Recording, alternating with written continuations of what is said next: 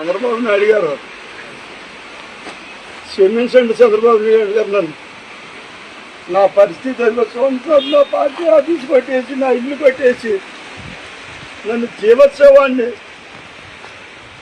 ప్రాణం వండి శవాన్ని చేశాడు ఈ దుర్మార్గుడు రఘురామకృష్ణరాజు సార్.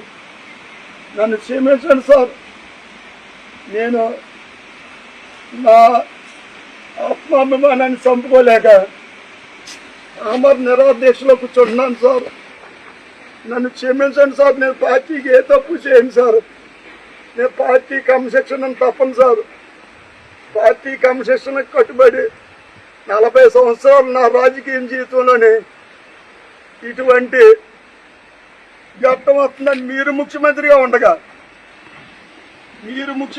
ఉండగా నాకు ఈ పరిస్థితి వస్తుందని నేను కల్లో కూడా అనుకోలేదు. చంద్రబాబు నాయుడు గారు నన్ను క్షమించండి.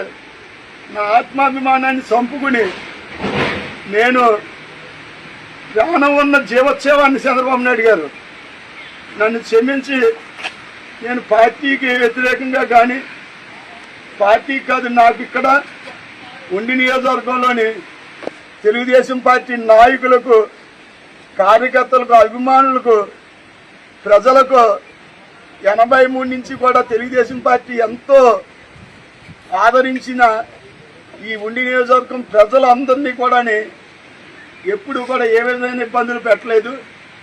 ఈ దుర్మార్గుడు 19 సంవత్సరాల నుంచి 19 నెలల నుంచి పెట్టేటి హింసలు భరించలేక పార్టీని కాపాడుకోవడం కోసం నేను ఉండి నియోజకవర్గంలో తెలుగుదేశం పార్టీకి నాయకులకి, కార్యకర్తలకి, అభిమానులకి, పేదలు ఇల్లు కొట్టేస్తున్నాడు సార్. ఈ ప్రార్థనా మందిరాలను పడగొట్టేస్తున్నాడు సార్. సైకోలేక ఎవరించేతను ఇక తట్టుకోలేక అందరికీ చెప్పాను సార్. ఇంటెలిజెన్స్ వాళ్ళకి కూడా అందరికీ ఇలా జరుగుతున్నది, హైకమాండ్ డిస్ట్రిక్ట్ తీసుకెళ్ళమన్నాను సార్. అందరికీ తెలుసు సార్. జిల్లా ప్రెసిడెంట్ గారికి కూడా తెలుసు సార్ ఆయన చేసి పనులండి. ఇన్ని అరాచకాలు చేసిన ఆయనకి జడిసిపోయి ఎవరో మాట్లాడలేక మీ దగ్గర చెప్తే ఏం చేస్తాడన్న భయంతో అందరూ ఉంటే నేను మీకు అత్యంత సన్నిహితుడిగా 40 సంవత్సరాలు మీతోటి నాకున్న అనుబంధాన్ని, తెలుగుదేశం పార్టీని ఇతను భూస్థాపితం చేస్తున్నాడు అన్న ఉద్దేశంతో నేను గలమిప్పాను సార్. నన్ను గలమిప్పినందుకు ఇది పరిస్థితి ఇవాళ తీసుకొచ్చాడు సార్ ఈ దుర్మార్గుడు.